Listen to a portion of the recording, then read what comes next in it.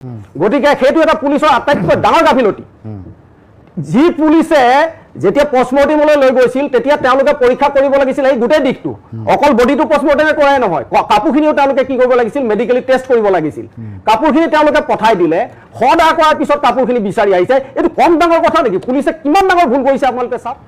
যে আমি সাধাৰণ মানুহ সৰুকৈ বুজো যে অপৰাধ যদি ক'ৰবাত হৈছে তাত প্ৰশ্ন হ'ব লাগে আৰু যদি তেনেকুৱা কোনো ধৰণৰ মেডিকেল টেষ্ট কৰিছে প্ৰমাণে পোৱা নাছিলে 376 একে কি যুক্তি ভিত্তিত লগাইছিল যদি ইমানেই গাফিলতি হৈছিল 21 চনৰ নিৰ্বাচনত এতিয়া মুখ্যমন্ত্ৰীয়ে ডিঙি ফুলাই ফুলাই চিঞৰিছিল অৰ্ণময় বৰা মোৰ মাতৃ হয় মোৰ মাতৃক এইটো কৰিছে আৰু তেওঁ সাম্প্ৰদায়িক ৰহণ লগাই আজি শাসনৰ গাদীত বহি আছে এই ৰেছপন্সিবিলিটি কোনে ল'ব তেওঁ কিয় লোৱা নাই এতিয়া ৰেছপন্সিবিলিটি তেওঁ ৰেছপন্সিবিলিটি লওক আজি আমি আলোচনা কৰিব বিচাৰিছোঁ এনে এটা বিষয় যিটো বিষয়ে সমগ্ৰ ৰাজ্যক হতচকিত কৰি তুলিছিল মই ক'ব বিচাৰিছোঁ শিক্ষয়িত্ৰী অৰ্ণময় বৰাৰ কথা সকলোৱে জানে কি হৈছিল 2017 31 মেৰ দিনটো হয়তো কোনো পাহৰা নাই সমগ্ৰ ৰাজ্য জোকাৰি গৈছিল সেই ঘটনাটোৱে আৰু সেই ঘটনাটোৰ পাছত ঘটনাক্ৰম কি হৈছিল সেয়া আপোনালোকে জানে অভিযুক্তৰ মৃত্যুদণ্ড এজন অভিযুক্তক যাৱজ্জীৱন কাৰাদণ্ড নিম্ন আদালতে বিহিছিল কিন্তু তাৰ পৰৱৰ্তী পৰ্যায়ত যেতিয়া গুৱাহাটী উচ্চ ন্যায়ালয়ৰ মজিয়া পালেগৈ বিষয়টো তেতিয়া কি হ'ল সকলোৱে জানে তেওঁলোকক যি ন্যায় দিছিল নিম্ন আদালতে সেই ন্যায়ৰ পৰা পৰিয়ালটো বঞ্চিত হ'ব লগা হ'ল আকৌ বিষয়টো গৈ পালেগৈ দেশৰ সৰ্বোচ্চ ন্যায়ালয়ৰ মজিয়া আৰু কালিৰ দিনটোত আমি যি খবৰ পালোঁ তাৰ পাছত দৰাচলতে এতিয়া বহু প্ৰশ্নৰ অৱতাৰণা হৈছে কিয় এনেকুৱা হ'ল কিয় অৰ্ণময় বৰাৰ পৰিয়ালটোৱে যি ন্যায়ৰ অপেক্ষাত আছিল সেই ন্যায় লাভ কৰিব নোৱাৰিলে আজি যিজনক দোষী সাব্যস্ত কৰা হৈছিল এটা সময়ত সেইজনক ৰেহাই দিয়া হ'ল কোনো শাস্তি নাই কাৰণ তেওঁৰ বিৰুদ্ধে কোনো তথ্য প্ৰমাণ নাই অপৰাধ যে কৰিছে তাৰ কোনো তথ্য প্ৰমাণ নাই ইমান দিনে আৰক্ষীয়ে প্ৰশাসন যন্ত্ৰটোৱে তদন্ত কৰি কি কৰিছিল কি পাইছিল সেই বহু কথা বতৰা এতিয়া আজি আমি আলোচনা কৰিব বিচাৰিছোঁ যে কিয় এই পৰ্যায়লৈ গ'ল গোটেই কথাখিনি তদন্ত প্ৰক্ৰিয়াটোত ক'ৰবাত গাফিলতি হৈছিল নেকি দৰাচলতে প্ৰকৃত দোষী হাত সৰাত কোনোবাই সহায় কৰি দিছিল নেকি কি আছিল কি হৈছিল কি পৰিস্থিতিত আজি অৰ্ণময় বৰাৰ পৰিয়ালটোৱে ন্যায় নাপালে আমি আলোচনা কৰিব লাগিব এই বিষয়টো কাৰণ এই বিষয়টো এটা ৰাজনৈতিক চৰ্চাৰ বিষয় হৈ পৰিছিল ৰাজনৈতিক আশ্বাসো পাইছিল পৰিয়ালটোৱে ন্যায় দিয়া হ'ব কিন্তু ন্যায় ক'ত আজি ন্যায় ক'ত সেই প্ৰশ্নৰ অৱতাৰণা হৈছে সকলোৰে মুখে মুখে সেই প্ৰশ্ন আহিছে গতিকে আজি গোটেই বিষয়টো আমি আলোচনা কৰিব বিচাৰিছোঁ যে কিয় এই পৰ্যায়ত আমি এটা ফলাফল দেখিবলৈ পালোঁ আলোচনা কৰিম মই আমন্ত্ৰণ কৰি আনিছোঁ সেইজন ব্যক্তিক যিজন ব্যক্তিয়ে বছৰ বছৰ ধৰি ন্যায়ৰ বাবে অপেক্ষা কৰি আছিল তেওঁ শাৰীৰিক অসুস্থতাৰ স্বত্তেও তেওঁ ক'বলগীয়া কথাখিনি ক'বলৈ আজি প্ৰথমবাৰলৈ টিভি ষ্টুডিঅ'লৈ আহিছে মই পৰিচয় কৰাই দিব বিচাৰিছোঁ অৰ্ণময় বৰাৰ স্বামী বিমল বৰা ডাঙৰীয়াক বৰা ডাঙৰীয়া আপোনাক আলোচনালৈ স্বাগতম জনাইছোঁ মোৰ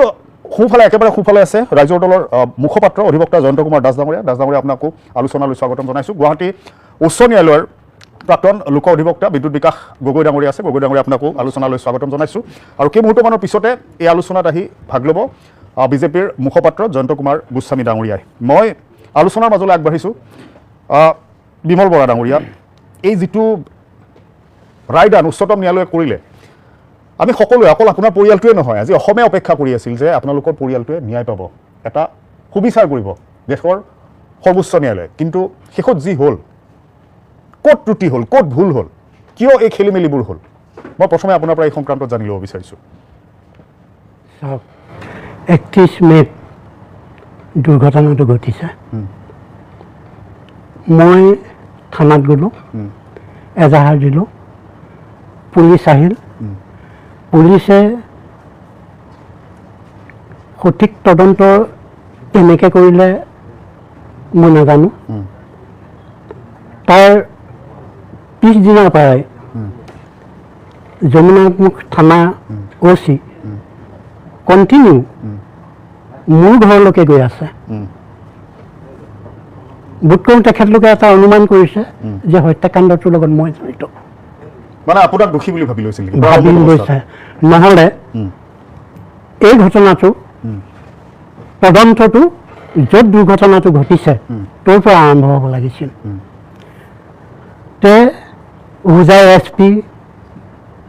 ডবকাৰ এজন পুলিচ বিষয়া যমুনামুখ থানা OC প্ৰায় কণ্টিনিউ 7 দিন মোক ইমান ব্যতিব্যস্ত কৰি তুলিছিল যে মই ইমান এটা দুৰ্ঘটনাক কিমান মৰ্মাহত মই অনুভৱ কৰিছোঁ। সেই কথা আমি সকলোৱে হৃদয়ঙ্গম কৰিব পাৰোঁ। আমি জানো যে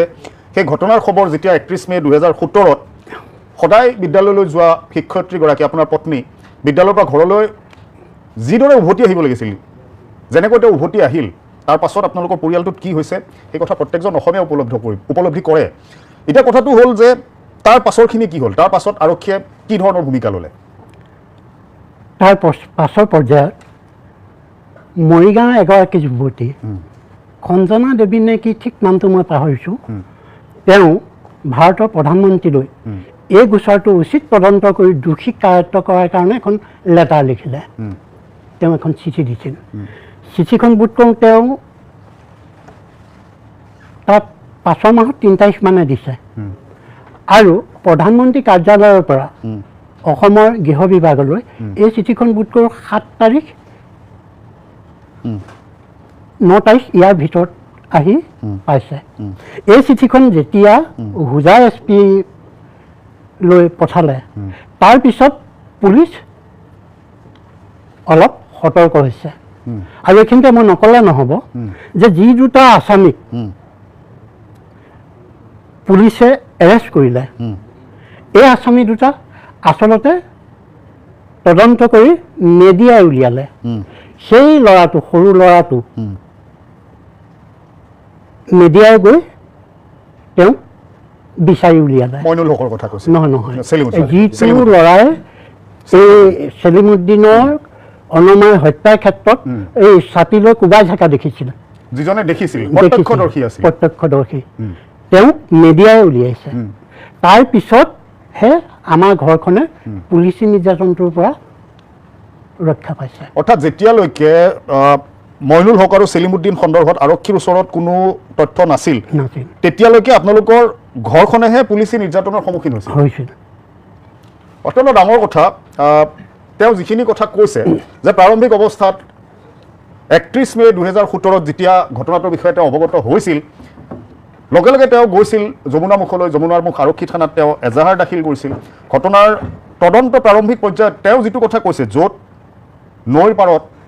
তেওঁৰ পত্নীৰ নিথৰ দেহ পোৱা গৈছিল, তদন্ত যদি তাৰ পৰা আৰম্ভ নহয়, তেওঁৰ ঘৰৰ পৰা আৰম্ভ হৈছিল। তেওঁ ঘৰত সোধপোছ কৰা হৈছিল, তেওঁক মানসিক নিৰ্যাতন দিয়া হৈছিল। আৰু তেতিয়াহে তদন্ত আনফালে গতি লৈছিল, যেতিয়া সংবাদ মাধ্যমে 2 অভিযুক্তৰ তথ্য প্ৰথমবাৰৰ বাবে পোহৰলৈ আনিছিল। বহু কথা আছে, বহু জানিবলগীয়া কথা আছে। স্বামীৰ পৰা, বিমল বৰা ডাঙৰীয়াৰ পৰা এনে কিছুমান কথা জানিব পাৰিছোঁ,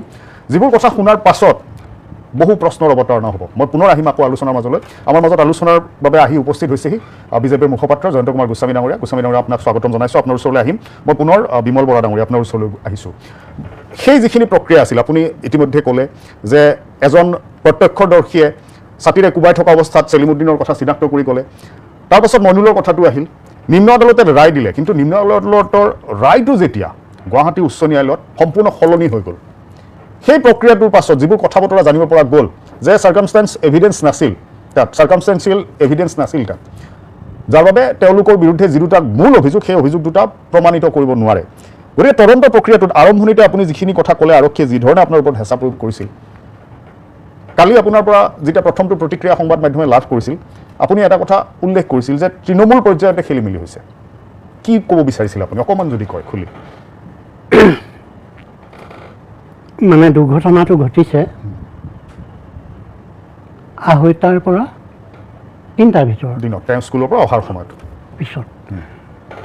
আৰু তাত ঘটনাস্থলী পুলিচ গৈ পাইছে প্ৰায় 4 বজাত। তাৰ পৰা ডেড বডিটো যমুনামুখ থানালৈ লৈ যোৱা হ'ল। তেওঁলোকে পষ্টমৰ্টমৰ কাৰণে ডেড বডিটো পঠাব লাগে বুলি ক'লে। ময়ো হাজবেণ্ড হিচাপে সন্মতি দিলোঁ। তেওঁলোকে ডেড বডিটো সেইদিনা নপঠাই পিছদিনা পঠালে। পিছদিনা ডেড বডিত গ'ল, গৈ পষ্টমৰ্টম হ'ল, ঘৰ আহি পালে। আমি গোটাই ঘৰখন মানে দুখত একেবাৰে হতাশ হৈ গৈছোঁ। কাৰণ ঘৰখনৰ উপাৰ্জনৰ একমাত্ৰ তেওঁ আছিল। মই চাকৰি নকৰোঁ, খেতি কৰোঁ। তে ঘৰখনৰ উপাৰ্জনৰ ৰাস্তাটো যেতিয়া নাই তে আমাৰ মানে নিজকে চম্ভালা অৱস্থাটোৱেই নাই তাৰ পিছদিনা আহি ডেড বডিটো ঘৰ পালে ৰাইজে আলোচনা বিলোচনা কৰি সৎকাৰ কৰিবলৈ ডেড বডিটো লৈ গ'ল সৎকাৰ কৰি তাৰ পিছৰ দিনা ডবকাৰ মানে DPO নেকি ৰেংকটো OC ওপৰত SDPO SDPO SDPO তেওঁ আহিল আহি মোক ক'লে যে অনুমায়ে পৰিধান কৰা কাপোৰখিনি লাগে মানে ঘৰত যিখিনি ব্যৱহাৰ কৰা নহয় নহয় মানে সেই তেওঁ দুৰ্ঘটনাৰ সময়ত পিন্ধি যিখিনি কাপোৰ তেওঁৰ শৰীৰত আছিল হয় তাৰ বস্ত্ৰ লাগে তে মই তেখেতক ক'লোঁ ৰাইজেতো সৎকাৰ কৰোঁতে চব পুৰি দিলে আৰু তেওঁ বস্ত্ৰখনৰ পৰা কিবা এভিডেঞ্চ আহিব সেইটো আমি নাজানো আমি গাঁৱৰ মানুহবিলাকৰ পুলিচৰ লগত ইমান সম্পৰ্কটো নাই তে তেওঁ কৈ গ'ল যে তেতিয়াহ'লেতো উপায় নাই হ'ব মই যাওঁ তেওঁ গ'ল যোৱাৰ পিছ মুহূৰ্তৰ পৰাই মোৰ ঘৰত এই অশান্তিটো আহিছে যে আগবেলাও থানাৰ মানুহ আহে পিছবেলাও থানাৰ মানুহ আহে মানে প্ৰথম ব্যৱস্থাত সন্দেহ পৰিয়ালটোৰ ওপৰতে আৰক্ষীয়ে কৰিছিল আপুনি সেই কথাটো ক'ব বিচাৰিছে তাৰ পাছত কি হ'ল তাৰ পাছত হয় মই উপায়বিহীন হৈ মোৰ ঘৰখনৰ সংস্কাৰটো বুজাবলৈ মই হোজাই এছপিক ক'লোঁ চাওক মোৰ ডাঙৰ ছোৱালীজনীও মাষ্টাৰ ডিগ্ৰী কৰিলে দ্বিতীয়জনীও JNU মাষ্টাৰ ডিগ্ৰী কৰি PhD কৰি আছে তাৰ তৃতীয়জনীও মাষ্টাৰ ডিগ্ৰী কৰি আছে চতুৰ্থজনীও কৰি আছে এই পৰিৱেশটোত আমাৰ এনেকুৱা এটা সংস্কৃতি হ'ব নেকি যিটো সমাজে ভাবিব নোৱাৰে মই মোৰ ঘৰখনক বুজাই অন্য চাইডতো মই ক'ব নোৱাৰোঁ মই তেনেকৈয়ে তেওঁক বুজাবলৈ যত্ন কৰিছোঁ তেওঁ তেতিয়া মোক কৈছে যে হ'ব এইবিলাক আমি চব জানো তাৰপিছত আমিতো হিন্দু সমাজৰ মানুহ আমাৰ ধৰ্মীয় ৰীতি নীতি আছে আৰু ঘৰখনৰ ভিতৰত পুৰুষ একমাত্ৰ মই গোটাই ৰীতি নীতিখিনিৰ দায়িত্বটো মই বহন কৰিব লাগিব কৈ যাওক আপুনি কথাখিনি কৈ যাওক ফোনটো চাইলেণ্ট কৰি লওক একো নাই কৈ যাওক কথাখিনি কৈ যাওক ৰীতি নীতিখিনি মই পালন কৰিব লাগিব এইটো মই কৰিম হয় মই কৰিব লাগিব তেনে অৱস্থাত মোক থানাৰ OCয়ে মোক থানালৈ মাতি পঠালে হয় মানে তেওঁ নিজে মাতিছে বোলে আপুনি থানালৈ যাব লাগিব মই বোলো চাওক মই এতিয়া ব্ৰতত আছোঁ এইটো আমাৰ এটা ধৰ্মীয় অনুষ্ঠানে ইয়াতে গোটাই কামখিনি মই কৰিব লাগিব গতিকে তেওঁ আমাৰ বিধিমতে 13 দিনৰ যিটো আমাৰ অনুষ্ঠান এইটো শেষ নকৰিলে মই থানালৈ যাব নোৱাৰোঁ এতিয়া মোৰ সেই কথাটো যেনিবা তেওঁ মানি গৈছে আৰু পুলিচ সেইদিনাৰ পৰাহে পুলিচে স্পটলৈ ঘূৰি গৈছে যিদিনা মই অলপ আগতে উল্লেখ কৰিছোঁৱেই যে মৰিগাঁও এগৰাকী যুৱতী আপুনি যিটো কথা বিৰতিলৈ যোৱাৰ আগতে কৈছিল প্ৰধানমন্ত্ৰীলৈ তেখেতে পত্ৰ লিখিলে আৰু প্ৰধানমন্ত্ৰীয়ে বোধ কৰোঁ পত্ৰখন আমাৰ গৃহ বিভাগলৈ 7 বা 9 তাৰিখ এনেকুৱা এটা বিজুৰীয়া তাৰিখ কিন্তু মোৰ ঠিক মনত নাই মই তাৰ পাছৰখিনিলৈ আহোঁ এতিয়া অভিযুক্ত দুজনক গ্ৰেপ্তাৰ কৰিলে সংবাদ মাধ্যমৰ তথ্য ভিত্তিতে দুজন গ্ৰেপ্তাৰ হ'ল মইনুল হক আৰু চেলিমুদ্দিন দুজনক গ্ৰেপ্তাৰ কৰা হ'ল দুজনৰ ওপৰত আৰক্ষীয়ে তদন্ত কৰিলে চাৰ্জশ্বিট দিলে তেওঁলোকে আৰু তেওঁলোকৰ ওপৰত যিকেইটা ধাৰা প্ৰয়োগ কৰা হ'ল তেওঁলোকৰ সেই হিচাপে নিম্ন আদালতে শাস্তি দিলে সেইখিনিলৈকে ঠিকে আছিলে তাৰ পাছত যেতিয়া গুৱাহাটী উচ্চ ন্যায়ালয়লৈ বিষয়টো আহিল যেতিয়া গুৱাহাটী উচ্চ ন্যায়ালয়ে এই দুয়োটা ধাৰা যি দুটাত হত্যা আৰু ধৰ্ষণৰ অভিযোগ আছিল সেই দুয়োটা যেতিয়া আঁতৰি গ'ল তেতিয়া আপোনালোকৰ কি সন্দেহ উপজিল যে এই গোটেই ব্যৱস্থাটোত ক'ৰবাত কিবা এটা কেৰুণ নিশ্চয় লাগিছিল যাৰ বাবে এনেকুৱা এটা ফলাফল আপোনালোকৰ সন্মুখলৈ আহিল চাওক ব্যক্তিগতভাৱে মোৰ চেলিমুদ্দিনৰ ওপৰতো আক্ষেপ নাই মোৰ মইনুল হকৰ ওপৰতো আক্ষেপ নাই আৰু মই এইটো বিচাৰোঁ যে এজন নিৰ্দোষী মানুহে শাস্তি পাব নালাগে আমাৰ এটা ন্যায় ব্যৱস্থা আছে যিটো ব্যৱস্থাই আমাক ন্যায় দি সান্তনা দিব সেই অনুপাতে ন্যায় ব্যৱস্থাটোৱে এটা ৰায় দিলে মই সুপ্ৰিম কোৰ্টলৈকে এটা প্ৰশ্নৰ উত্তৰ বিচাৰি গৈছোঁ যে নিম্ন আদালতে এজনক যাৱজ্জীৱন কাৰাদণ্ড দিলে এজনক মৃত্যুদণ্ড দিলে যে আদালতে যেতিয়া এজনক যাৱজ্জীৱন কাৰাদণ্ড দিলে এজনক মৃত্যুদণ্ড দিলে পৰৱৰ্তী পৰ্যায়ত যেতিয়া হাইকোৰ্টলৈ আহিল মই সেই উত্তৰটোকে বিচাৰিছোঁ যে তেওঁ দিলে ভুল কৰিলে কি ভুল কৰিলে হাইকোৰ্টে কুৱেশ্যন কৰিলে নেকি এই দিশটোত যেতিয়া হাইকোৰ্টৰ কুৱেশ্যন নহ'ল তেতিয়া মই সিদ্ধান্ত কৰিলোঁ যে এই ৰায়টো কি হয় মই সুপ্ৰিম কোৰ্টতো এপাক চাম গতিকে মই সুপ্ৰিম কোৰ্ট যোৱাৰ সিদ্ধান্ত কৰিলোঁ তাৰপিছত ৰাজ্য চৰকাৰে এই বিষয়টো হাতত ল'লে সুপ্ৰিম কোৰ্টৰ ৰায়টো যেতিয়া এইটো হ'ল তেতিয়া আপুনি চাওক যে আমি সাধাৰণ মানুহ সৰুকৈ বুজোঁ যে অপৰাধ যদি ক'ৰবাত হৈছে তাত প্ৰশ্ন হ'ব লাগে তাক প্ৰশ্ন নকৰি অপৰাধটো কৰিবলৈ সুবিধাটো দিয়া হ'ল যে সেই কৰোঁতেনো কিয় ৰাইজো দিব পাৰিলে সেই হুকুমটো কিয় দিলে দুটা নিৰ্দোষী মানুহ তেওঁলোকৰ সন্মানো লাঘৱ হৈছে এনেকুৱা কেতিয়াবা ধাৰণা হয় নেকি যে মূল দোষী সাৰি গ'ল মূল দোষী গ্ৰেপ্তাৰেই নহ'ল তেনেকুৱা কেতিয়াবা ধাৰণা হয় নেকি আপোনালোকৰ মানে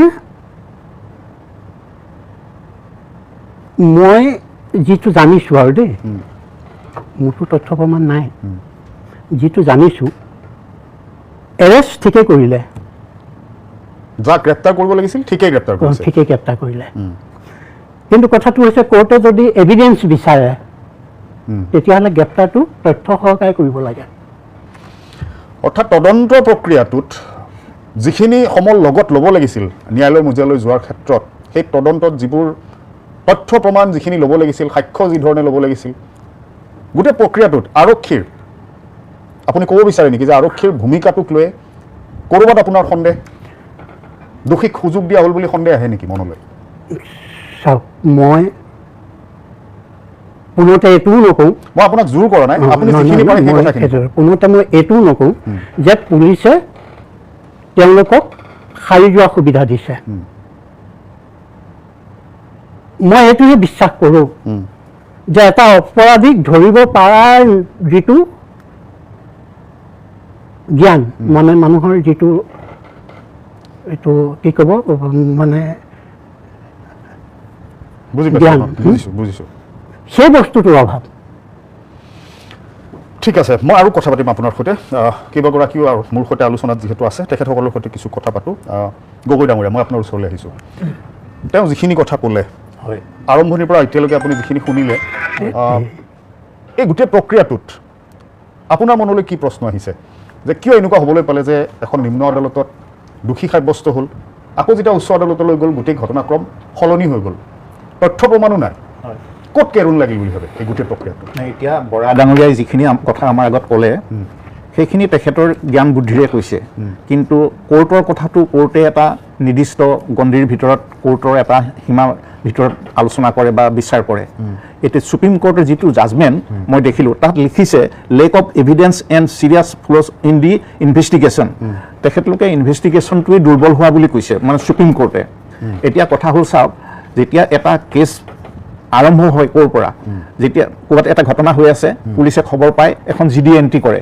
তাত এটা পুলিচ টীম বা এজন দুজন অফিচাৰ যায় তাৰ পাছত সেই কেছটোৰ বিষয়ে কোনোবাই যদি FIR লজ কৰে তেতিয়া নহ'লে পুলিচে নিজেও এটা FIR লজ কৰিব পাৰে ঘটনাক লৈ এখন FIR কেছ ৰেজিষ্টাৰ হয় তাৰ পাছত এজন নিৰ্দিষ্ট অফিচাৰক বা এটা টীমক ইনভেষ্টিগেশ্যন কৰিবলৈ দিয়ে আৰু এই যিটো ইনভেষ্টিগেশ্যন কৰি সেই টীমটো বা অফিচাৰজনে পায় এখন চাৰ্জশ্বিট ফাইল কৰে আৰু সেই চাৰ্জশ্বিটটোৱেই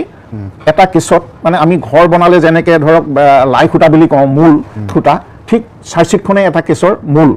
আৰু চাৰ্জশ্বিটখন যেতিয়া ষ্ট্ৰং হয় তেতিয়াহ'লে কেছটো ষ্ট্ৰং হ'ব, চাৰ্জশ্বিটখন যদি দুৰ্বল হয় সেই কেছটো দুৰ্বল হ'ব। এই কেছটোৰ ক্ষেত্ৰত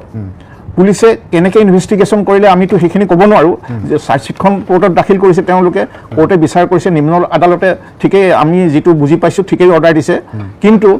হাইকোৰ্ট বা সুপ্ৰিম কোৰ্টে যিটো অৰ্ডাৰ দিলে আমি সুপ্ৰিম কোৰ্টৰ ওপৰত কথা ক'ব নোৱাৰোঁ, সেইটো নিশ্চয় তেখেতলোকে কিবা এটা বিবেচনা কৰিয়ে এইটো অৰ্ডাৰ দিছে, কিন্তু এতিয়া দুখ কোনখিনিত থাকি গ'ল সেইটো মই এজন এডভকেট হিচাপে, আমি ক্ৰিমিনেল লয়াৰ হিচাপে এটা কথা ভাবোঁ যে চাৰ্জশ্বিটখনত কিবা সুৰুমা থাকি গ'ল নেকি, এইটো এটা সন্দেহ হয়। আয়ৰ বাবে এই প্ৰশ্নটো আহিব, আয়ৰ ক্ষেত্ৰতে প্ৰশ্নটো আয়ৰ ক্ষেত্ৰতে নিশ্চয় আহিব, কিন্তু মই ডাইৰেক্ট আয়ক দোষ নিদিওঁ, তেওঁ কি পৰিৱেশ পৰিস্থিতিত পৰি এনেকৈ চাৰ্জশ্বিট দিব লগা হ'ল সেইটো তেওঁ জানিব, আৰু আয়ৰ ওপৰতো যেতিয়া চাৰ্জশ্বিটখন দিয়ে আয়ই নিজাকে দিব নোৱাৰে, তেওঁ এজন ওপৰৰ SP বা এডিশ্যনেল SPৰ ৰিকমেণ্ডেশ্যন লৈহে চাৰ্জশ্বিটখন ফাইল কৰিব পাৰে, সেইটো আমি জানো লিগেল প্ৰচিডিউৰটো। যদি তেতিয়াহ'লে আয়োজনৰ লগত সেই কনচাৰ্ণ SP বা এডিশ্যনেল SP জনো জড়িত হৈ আছে, তেওঁলোকে যেতিয়া ফৰৱাৰ্ড কৰি দিয়ে তেতিয়াহে চাৰ্জশ্বিটখন দাখিল কৰিব পাৰে কোৰ্টত। এতিয়া কোনখিনিত কেনা লাগিছে মই সেইটো ক'ব নোৱাৰোঁ, কিন্তু গোটেই কেনাটো যে এই চাৰ্জশ্বিট ষ্টেজৰ পৰাই আহিছে মোৰ এটা সন্দেহ হয়। অৰ্থাৎ এটা বিচাৰ প্ৰক্ৰিয়ালৈ যোৱাৰ আগত যিখিনি তদন্ত আৰক্ষীৰ ফালৰ পৰা কৰিব লাগে, সেই তদন্ত প্ৰক্ৰিয়াটোতে ক'ৰবাত কেনা লাগিছিল, যাৰ বাবে বিচাৰ প্ৰক্ৰিয়াটোত যি ধৰণৰ ফলাফল সকলোৱে আশা কৰিছিল সেই ফলাফল আমি নেদেখিলোঁ। হয়, মোৰ তেনেকুৱা ভাৱ হয়। ঠিক আছে, মই জয়ন্ত কুমাৰ গোস্বামী, মই আপোনাৰ ওচৰলৈ যাম।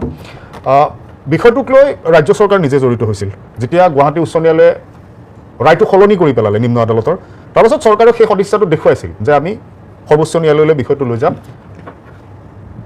অৰ্ণমাই বৰাৰ পৰিয়ালে ন্যায় পাব। এতিয়া গোটেই প্ৰক্ৰিয়াটোত যিটো ফলাফল আমি দেখিলোঁ গোস্বামী ডাঙৰীয়া, ছ'চিয়েল মিডিয়াত বহুতে চৰকাৰকো সমালোচনা কৰিব বিচাৰিছে। গোটেই কথাখিনিক লৈ এতিয়া চৰকাৰৰ স্থিতিটো যথেষ্ট গুৰুত্বপূৰ্ণ আছিল, চৰকাৰে বিষয়টো উচ্চ ন্যায়ালয়ৰ মজিয়ালৈকে লৈ গ'ল। কি ভাবে যে কিয় আপোনালোকে চেষ্টা কৰিও এই পৰিয়ালটোক ন্যায় দিব নোৱাৰিলে? প্ৰথম কথা মই কেইটামান তথ্য দি ল'ব খুজিছোঁ যে এই যিটো এপিল, যিটো একুইটেল হৈছে, এইটো একুইটেল হৈছে কেৱল মাত্ৰ মইনুল হকৰ বিৰুদ্ধে, মইনুল হকৰ ক্ষেত্ৰত মইনুল হকক একুইটেল দিছে। সেলিমুদ্দিনক লাইফ ইমপ্ৰিজনমেণ্ট আছে, ষ্টিল হি ইজ কনভিক্টেড। তেওঁৰ ক্ষেত্ৰত এতিয়ালৈকে কোনো ধৰণৰ তেওঁৰ ক্ষেত্ৰত আনটাচ হৈ আছে, কোৰ্টে কোনো ধৰণৰ হেৰি কৰা নাই। তেওঁ ছাফিচিয়েণ্ট মেটেৰিয়েল তেওঁৰ এগেইনষ্টত আছে, আৰু গতিকে আৰু ছাফিচিয়েণ্ট মেটেৰিয়েল আছে, আৰু গতিকে তাক ইনটেক ৰাখিছে। এতিয়া মই আপোনাক কওঁ, এটা গোচৰ কেৱল মাত্ৰ ইনভেষ্টিগেশ্যনটোৱে ফাইনেল নহয়, ইনভেষ্টিগেশ্যনৰ পিছত তেওঁৰ সাক্ষীবাদীৰ কথা থাকে, সাক্ষীবাদী আদালতত সাক্ষীবাদীৰ কথা থাকে। এতিয়া মই আপোনাক যদি কওঁ যে অনাৰেবল সুপ্ৰিম কোৰ্টে ইয়াৰ যিটো মইনুলৰ এগেইনষ্টত যিটো ভাৰ্ডিক্ট দিলে, সেই ভাৰ্ডিক্টটোত প্ৰথম কথাটো আহিলে যে এপ্ৰিচিয়েশ্যন অফ দ্য এভিডেন্স, মানে এজন সাক্ষীক আদালতে কিভাৱে গ্ৰহণ কৰিছে সেইটোৰ ওপৰত ইয়াৰ গোটেই ডিছকাশ্যনটো হৈছিলে। আমাৰ ট্ৰায়েল কোৰ্টে appreciation of the evidence in favour of the prosecution কৰিছিলে, অৰ্থাৎ যিজন আই উইটনেছ আছিলে, তেওঁ যিজন মেইন উইটনেছ আছিলে, তেওঁক এপ্ৰিচিয়েশ্যন পজিটিভলি কৰিছিলে ট্ৰায়েল কোৰ্টে। ছাবচিকুৱেণ্টলি কিন্তু অনাৰেবল গুৱাহাটী হাইকোৰ্টে আৰু তাৰ পিছতে সুপ্ৰিম কোৰ্টে তেওঁৰ এপ্ৰিচিয়েশ্যনটো নিগেটিভলি কৰিলে, অৰ্থাৎ তেওঁৰ ক্ৰেডিবিলিটি, অৰ্থাৎ তেওঁৰ যিটো বিশ্বাসযোগ্যতাটো নাই বুলি ক'লে সেই সাক্ষীজনৰ। গতিকে এটা গোচৰ চাৰ্জশ্বিট হয়, দাদাই ঠিকেই কৈছে যে চাৰ্জশ্বিট এখনৰ ওপৰতে মূল বিষয়টো আহে, কিন্তু চাৰ্জশ্বিটখন যেতিয়া কগনিজেন্সৰ সময়ত চিফ জুডিচিয়েল মেজিষ্ট্ৰেট কোৰ্টত যায়, যদি তাক ছাফিচিয়েণ্টলি যদি প্ৰপাৰ চাৰ্জশ্বিট যদি নহয়, তেওঁ বেকো কৰিব পাৰে। চাৰ্জশ্বিটখন তেওঁ গ্ৰহণ নকৰি তেওঁ ফাৰ্ডাৰ ইনভেষ্টিগেশ্যনৰ কাৰণে পঠাই দিব পাৰে। Even at the time of framing charge frame কৰাৰ সময়ত যদি অনাৰেবল কোৰ্টে, ট্ৰায়েল কোৰ্টে যদি দেখে যে অকণমান এই চাৰ্জশ্বিটখন ইনক্লুচিভ নহয়, অৰ্থাৎ চাওক, এই গোটেই ইনভেষ্টিগেশ্যন আৰু ট্ৰায়েল এইটো হ'ল এটা জুডিচিয়েল প্ৰচেছ, আৰু এইটোত হৈছে বেলেঞ্চ অফ, মানে বহুত বেলেঞ্চ হ'ব লাগিব, মানে গোটেই বিষয়টো প্ৰচিকিউশ্যনৰ পক্ষতো থাকিব লাগিব, একিউজৰ পক্ষতো যিখিনি চাবলগীয়া আছে সেইখিনি দুইটা পক্ষতে চাব লাগিব। গতিকে আদালতে চাৰ্জ ফ্ৰেমৰ সময়তো যদি চাৰ্জশ্বিটত কিবা ধৰণৰ এই ধৰণৰ কিবা আখুৱা আছিলে, তেতিয়াতো সেই ফাৰ্ডাৰ ইনভেষ্টিগেশ্যনৰ কাৰণে পঠিওৱাৰ বিফৰ কমেন্সমেণ্ট অফ দ্য ট্ৰায়েল, অৰ্থাৎ ট্ৰায়েল আৰম্ভ হোৱাৰ পূৰ্বে এনি মুভমেণ্টত ফাৰ্ডাৰ ইনভেষ্টিগেশ্যনৰ কাৰণে পঠিয়াবৰ কাৰণে ব্যৱস্থা আছিলে, কিন্তু সেইবিলাক নহ'লগৈ। আৰু এটা কথা মই আপোনাক কওঁ যে এই ব্যৱস্থাটোৰ লগত এতিয়া যদি আপুনি এটা বস্তু চায়, এই যে যিজনৰ মানে কনফ্ৰেশ্যন আছিলে, ভিক্টিমে যিটো ছাতি ব্যৱহাৰ কৰিছিলে, এটা ছাতি তেওঁৰ লগত আছিলে, ভিক্টিমৰ লগত, মানে যে ডিচিজ ভিক্টিমৰ লগত এটা ছাতি আছিলে। সেই ছাতিটো মইনুলে লিড কৰি পেলাই উদ্ধাৰ কৰিছিলে গৈ, সেই কথাটো সুপ্ৰিম কোৰ্টে বিশ্বাস নকৰিলে। এটা লিডিং টু ডিস্কভাৰী যিটো আছে, অৰ্থাৎ সেকশন 27 অফ দ্য এভিডেন্স এক্টত যেটা লিডিং টু ডিস্কভাৰী, যিটো একিউজৰ লিডিং টু ডিস্কভাৰী, সেই লিডিং টু ডিস্কভাৰী সুপ্ৰিম কোৰ্টে তাতে এপ্ৰিচিয়েট নকৰিলে, যিটো ট্ৰায়েল কোৰ্টে এপ্ৰিচিয়েট কৰিছিলে। মূল কথাটো হৈছে আপুনি এটা কথা চাওক যে একেটা গোচৰত দুজন একিউজ আছিলে, এজনৰ ইনটেক আছে কনভিকশ্যন, মানে সেম সেট অফ এভিডেন্স, আৰু আনজনৰ ক্ষেত্ৰত আদালতে তেওঁৰ আইডেন্টিফিকেশ্যনৰ পাৰ্টত যিহেতুকে এটা তেওঁৰ বিশ্বাসযোগ্য কথাটো নাহিলে। আৰু এটা কথা, এই গোটেই কথাটোত এটা সাৰ্কামষ্টেন্সিয়েল এভিডেন্সটো ওপৰত মানে বেছ কৰি পেলাই গোটেই কেছটো আছে। গতিকে পৰিৱেশ এটা যিটো পৰিৱেশত ইনভেষ্টিগেশ্যন হৈছিলে, সেই পৰিৱেশটো এষ্টাব্লিছ কৰিছিলে, কিন্তু সেই পৰিৱেশটো ছাবচিকুৱেণ্টলি যেতিয়া ট্ৰায়েলৰ সময়ত হয়তো সাক্ষীৰ যি ধৰণে, এতিয়া যিহেতু সুপ্ৰিম কোৰ্টে সাক্ষীৰ বিষয়ে নিগেটিভলি কৈছে, গতিকে আমি ক'বই লাগিব যে সাক্ষীত ক'ৰবাত নহয় ক'ৰবাত আমাৰ এটা লো ফল থাকি গ'ল। আৰু সেইকাৰণে পৰৱৰ্তী সময়ত যদি চাই তেতিয়াহ'লে দেখা পাব যে এণ্টায়াৰ ইনভেষ্টিগেশ্যন ছিষ্টেমটোৱে নতুন মানে ছাবচিকুৱেণ্টলি চৰকাৰে চেঞ্জ কৰি দিলে। ডাইৰেক্টৰ অফ প্ৰসিকিউশ্যন গঠন কৰিলে, ডাইৰেক্টৰ অফ প্ৰসিকিউশ্যন গঠন কৰিলে, আৰু পাব্লিক প্ৰসিকিউটৰত উইথ ট্ৰেইনড আপ প্ৰপাৰ আৰু পাৰ্মানেণ্ট পাব্লিক প্ৰসিকিউটৰ ইতিমধ্যে নিয়োগ কৰিলে। গতিকে চাওক, অসমত যি ব্যৱস্থা ট্ৰায়েল চলি আছিলে, সেই ব্যৱস্থাৰ সলনিৰ প্ৰয়োজনীয়তা নিশ্চিতভাৱে আছিলে, বহু আগতে আছিলে, কিন্তু নহ'ল। এতিয়া এই ঘটনা আমাৰ কাৰণে এটা মেছেজ হ'ল, চৰকাৰে এটা মেছেজ পালে যে প্ৰপাৰ ইনভেষ্টিগেশ্যন টীম যদি নহয়, প্ৰপাৰ প্ৰসিকিউশ্যন টীম যদি নহয়, তেতিয়াহ'লে বহু গোচৰত আমি জাষ্টিছ পোৱাত ক'ৰবাত নহয় ক'ৰবাত আমি কোৰ্টত এষ্টাব্লিছ কৰাত অসুবিধা হৈ আছে। আৰু সেইকাৰণে ছাবচিকুৱেণ্টলি পিছৰ সময়ত এইটোত চিৰিয়াছলি ডিল কৰিলে। আগতে প্ৰসিকিউশ্যন চিৰিয়াছে নহয়, আগতে প্ৰসিকিউশ্যন আপুনি জানে নাছিলে। আগতে ইভেন আমাৰ যিসকল প্ৰসিকিউটৰ আমি দেখিছোঁ যে আমাৰ ট্ৰায়েল কোৰ্টসমূহত, ছাবঅৰ্ডিনেট কোৰ্টসমূহত যিসকলে প্ৰসিকিউটৰ হিচাপে কাম কৰে, তেওঁলোক কণ্ট্ৰেকচুৱেল আছিলে, তেওঁলোকৰ ইভেন বিল টিল গোটেই কথাবিলাকতো ইৰেগুলাৰিটি আছিলে, যাক এতিয়া চেঞ্জ কৰা হৈছে। গতিকে হয়, অৰ্ণমান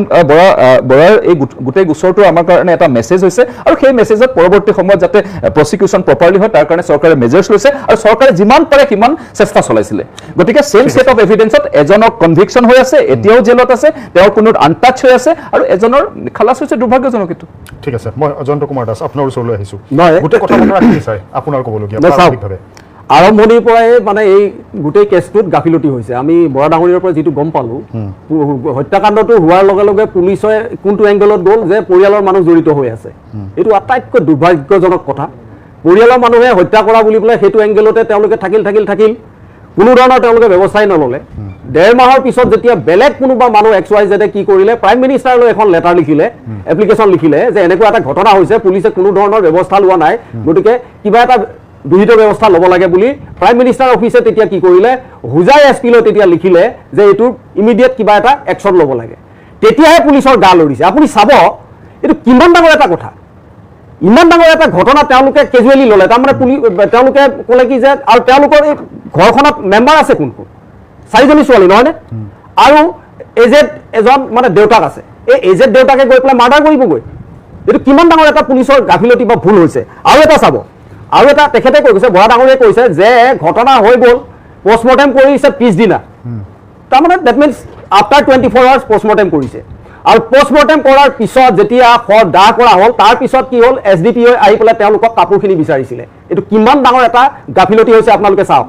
পুলিচৰ প্ৰথম প্ৰাথমিক ডিউটি হৈছে, যদি মাৰ্ডাৰ হৈছে তেতিয়াহ'লে, আৰু তেওঁলোকে চাৰ্জ কি লগাইছে 376A, যদি 376A লগাইছে তেতিয়াহ'লে সেই কাপোৰখিনি যেতিয়া পষ্টমৰ্টেম কৰিছিল কাপোৰখিনি পৰীক্ষা কৰিব লাগিছিল নে নাই? মোতকৈ ভালকৈ জানিব, মোতকৈ চিনিয়ৰ হয় গগৈদাই ভালকৈ জানিব। গতিকে সেইটো এটা পুলিচৰ আটাইতকৈ ডাঙৰ গাফিলতি। যি পুলিচে যেতিয়া পষ্টমৰ্টেমলৈ লৈ গৈছিল তেতিয়া তেওঁলোকে পৰীক্ষা কৰিব লাগিছিল এই গোটেই দিশটো, অকল বডিটো পষ্টমৰ্টেমে কৰাই নহয়, কাপোৰখিনিও তেওঁলোকে কি কৰিব লাগিছিল, মেডিকেলি টেষ্ট কৰিব লাগিছিল। কাপোৰখিনি তেওঁলোকে পঠাই দিলে, সদাহ কৰাৰ পিছত কাপোৰখিনি বিচাৰি আহিছে। এইটো কম ডাঙৰ কথা নেকি? পুলিচে কিমান ডাঙৰ ভুল কৰিছে আপোনালোকে চাওক। আৰু যদি তেনেকুৱা কোনো ধৰণৰ মেডিকেল টেষ্ট কৰিছে, প্ৰমাণে পোৱা নাছিলে, 376 কি যুক্তি ভিত্তিত লগাইছিল, যাৰ কাৰণে নেকি হাইকোৰ্টে সেইটো খালাচ কৰি দিলে। গতিকে চাৰিওফালৰ পৰা যদি আপুনি চাই দেখিব যে পুলিচৰ একদম নেগলিজেঞ্চি হৈছে, আৰু গোটেই সাৰ্কামষ্টেন্সিয়েল এভিডেন্সৰ ওপৰত এইটো প্ৰতিষ্ঠিত কৰা হৈছিল। গতিকে কি হ'ল, কেছটোত গৈ পেলাই একো এডাল ফল নহ'ল। এতিয়া প্ৰথম কথাটো হ'ল কি, আমাৰ গোস্বামী ডাঙৰীয়াই যিটো কৈছে যে এইটো আমাৰ এটা লেচন হ'ল, ঠিক আছে বুজিছোঁ লেচন হৈছে, কিন্তু এই লেচনটো হ'বলৈ যাওঁতে সেই মানুহগৰাকীক, যিগৰাকীক নেকি মানে কালপিত হিচাপে ট্ৰিট কৰিলে এসপ্তাহ 10 দিন 15 দিন, তেওঁৰ যিটো মেণ্টেল মানে টৰ্চাৰ কৰা হ'ল তাৰ মূল্যটো কোনে দিব তেওঁৰ হাজবেণ্ডকটো টৰ্চাৰ কৰা হ'ল নহয় সপ্তাহ 10 দিন 15 দিন টৰ্চাৰ কৰা হ'ল তেওঁৱে কালপিত বুলি ভাবি লৈছিল এই যিটো তেওঁ মানসিক অশান্তি ভুগিছিল ইমান দিন ধৰি আৰু আজিলৈকে ভুগি আছে তাৰ মূল্যটো কোনে দিব এইটো গাফিলতি কোনে মূৰ পাতি ল'ব লাগে গৃহ বিভাগে ল'ব লাগে আৰু যদি ইমানেই গাফিলতি হৈছিল 21 চনৰ নিৰ্বাচনত এতিয়া মুখ্যমন্ত্ৰীয়ে ডিঙি ফুলাই ফুলাই চিঞৰিছিল অনবাই বৰা মোৰ মাতৃ হয় মোৰ মাতৃক এইটো কৰিছে আৰু তেওঁ সাম্প্ৰদায়িক ৰহণ লগাই আজি শাসনৰ গাদীত বহি আছে এই ৰেছপন্সিবিলিটি কোনে ল'ব তেওঁ কিয় লোৱা নাই এতিয়া ৰেছপন্সিবিলিটি তেওঁ ৰেছপন্সিবিলিটি লওক তেওঁতো কৈছিলে কোনে ন্যায় দিব আমি ন্যায় দিম আমি শাসনত আহিবলৈ দিয়ক আমি ন্যায় দিম বুলি কৈছিলে তেওঁলোকে চাৰ্জশ্বিট ভালকৈ দিব নোৱাৰিলে তেওঁলোকে এভিডেন্স কালেক্ট কৰিব নোৱাৰিলে এটা ছাতিৰ ওপৰত বেছ কৰি গ'ল য'ত কাপোৰখিনিও তেওঁলোকে কি কৰিব নোৱাৰিলে মেডিকেলি টেষ্ট কৰিব নোৱাৰিলে য'ত কাপোৰ জ্বলাই দিলে খৰ আহা কৰাৰ লগত গতিকে ইমান ডাঙৰ তেওঁলোকে গাফিলতি কৰিছে আজি মুখ্যমন্ত্ৰী ডাঙৰে কিয় মূৰ পুলকা মাৰিছে তেওঁ ৰেছপন্সিবিলিটি লওক তেওঁতো কৈছিল চিঞৰি চিঞৰি শাসনত আহিছিলে যিহেতু শাসনত আহিছিলে তেওঁ আজি ৰেছপন্সিবিলিটি ল'ব লাগিছিল আজি এইটো এটা লেছন হৈ গ'ল বুলি কৰিলে তেওঁলোকে কেতিয়াও দায়িত্বৰ পৰা সাৰি যাব নোৱাৰে আৰু এনেকুৱা কিমানটা ঘটনা হৈ আছে আৰু মই এতিয়া যিহেতু এই ঘটনাটোৰ ক্ষেত্ৰতহে আহিছে মই নকওঁ এনেকুৱা আৰু ঘটনা আছে বহুত য'ত নেকি চাৰ্জশ্বিটখন দুৰ্বল হৈছে গতিকে মেডিকেল টেষ্ট নকৰাকে 376 লগোৱাৰ কাৰণে এইটো গুচি গৈছে আৰু লগতে ঘটনা হৈছে আপোনাৰ 31 মে'ত 1.5 মাহৰ পিছত পিটিশ্যন ফাইল কৰিছে পিএম অফিচত পিএম অফিচে আকৌ পঠাওঁতে মেলোতে 2-3 মাহ লাগি গৈছে তেতিয়ালৈকে এভিডেন্স ক'ৰ পৰা কালেকশ্যন হ'ব তেওঁলোকেতো গৈ আছে বেলেগ এটা এংগেলত গৈ আছে গতিকে পুলিচৰ এইটো গাফিলতি হৈছে হোম ডিপাৰ্টমেণ্টৰ গাফিলতি হৈছে হোম মিনিষ্টাৰৰ গাফিলতি হৈছে গতিকে তেওঁলোকে এইটো ৰেছপন্সিবিলিটি ল'ব লাগে বিশেষকৈ CMA ল'ব লাগে কাৰণ 21 চনত তেওঁ মই আপোনালোকক ভিডিঅ' দেখাব পাৰোঁ একদম ডিঙি ফুলাই ফুলাই চিঞৰি চিঞৰি কৈছিলে যে ন্যায় দিম বুলি পেলাই কৈছিলে কিন্তু ক'ত এতিয়া মই এটা বিৰতি ল'ব লাগিব যে এই গোটেই কথা বতৰাবোৰত বহু প্ৰশ্নৰ অৱতাৰণা হয় আমাৰ ন্যায় ব্যৱস্থাটো আমাৰ তদন্তৰ ক্ষেত্ৰত আমাৰ আৰক্ষী গোটেই ভূমিকাবোৰৰ ক্ষেত্ৰত এই ঘটনাটোৱে নহয় আৰু বহুত এনেকুৱা ঘটনা আছে য'ত ন্যায় নাই পোৱা আজিও পোৱা নাই আৰু যিটো ঘটনা যাৰ কথা আজি আমি আলোচনা কৰি আছোঁ অৰ্ণময় বৰা তেওঁৰ ক্ষেত্ৰত যিটো ঘটনা ঘটিছিল এই ঘটনাটোৰ পাছত যদি ন্যায় নাপায় তেনেহ'লে ভাবক মানুহে কি বিশ্বাসত ল'ব কি ভৰসাত তেওঁলোক থাকিব আইন আদালতৰ কাষলৈ কেনেকৈ যাব যদিহে তৃণমূল পৰ্যায়ত তদন্ত প্ৰক্ৰিয়াটোতে আৰক্ষীৰ দ্বাৰা এনেকুৱা ভুল হয়